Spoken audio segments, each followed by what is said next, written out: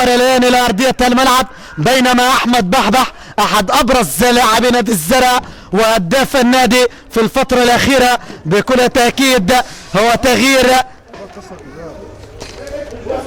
تكتيكي من الدكتور ماهر عبد الحليم.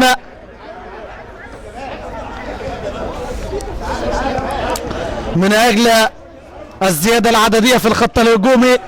خروج اللاعب احمد بحبح واشتراك هنا كرة يا ولد، اول لمسه والكرة، ولكن مصيدة التسلل تاتي وكانها بالاحلام وبالاشجان يغني ويعزف احلى الالحان. هنا اللاعب البديل ربيع عبد الستار يسجل هدف، ولكن المساعد الاول يقول له لا، يقول له عذرا هذا الهدف لم يمكن تسجيله في تلك الدقائق، انا الاقرب ورايتي مرفوعه دائما الى الامام والى الاعالي. احمد بحبح هداف نادي الزرع خارج ارضيه الملعب، بينما التعزيز بلاعب مهاجم ثاني بمسمى اللاعب ربيع عبد الستار،